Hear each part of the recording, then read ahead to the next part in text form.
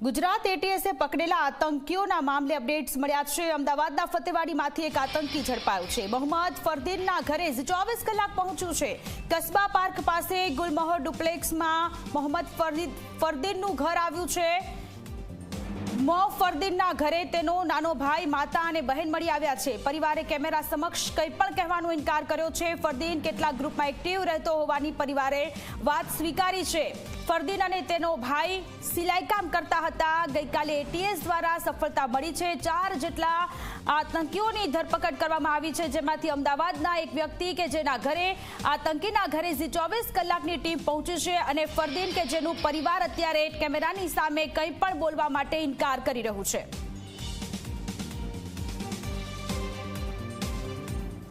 એટીએસે 4 લોકોને ઝડપ્યા છે, જેમના ઉપર આતંકવાદનો આરોપ છે, કારણ કે AQIS ના સાગરીતો હોવાની આ વાત છે, જેમાં એક મોહમ્મદ ફરદીન જે ફતેવાડી વિસ્તારમાં રહેતા હોવાની માહિતી જે છે એટીએસને મળી છે। એ જગ્યા ઉપર G24 કલાક પહોંચ્યું છે।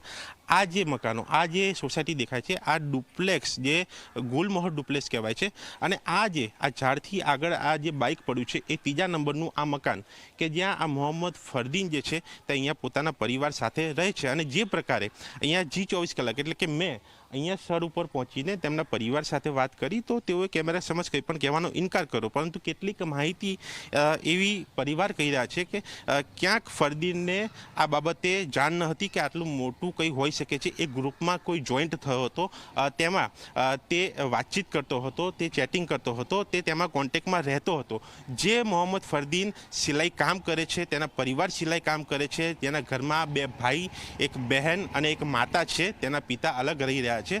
અને આ જે પરિવાર જે છે તેઓ હાલ સામે નથી આવી રહ્યો, પરંતુ આ મોહમ્મદ ફરદીનની કેટલીક વાતો આ પરિવારે મને એટલે કે G24 કલાકને અહીંયા જણાવી છે કે જ્યાં તે ગ્રુપમાં કોઈ જોઈન્ટ થયો હતો અને તેમાં તે કોન્ટેક્ટમાં રહેતો હતો। એટલે કે આ એક બાબત સ્પષ્ટ છે કે ગ્રુપમાં આ જોઈન્ટ થયો હતો ફરદીન, અને તે બાદની આ પ્રવૃત્તિ તેની ક્યાંક ચાલતી હતી, જે બાબતે આ એટીએસે કાર્યવાહી કરી છે। હવે આગળની તપાસમાં ખુલાસા થશે કે આખરે ક્યાંથી આ પૂરું રેકેટ કેટલા લોકો સાથેનું ચાલી રહ્યું છે, કેટલા લોકો સંપર્કમાં આવ્યા છે, અને આ મામલે આગામી દિવસોમાં તપાસમાં શું ખુલાસાઓ થાય છે।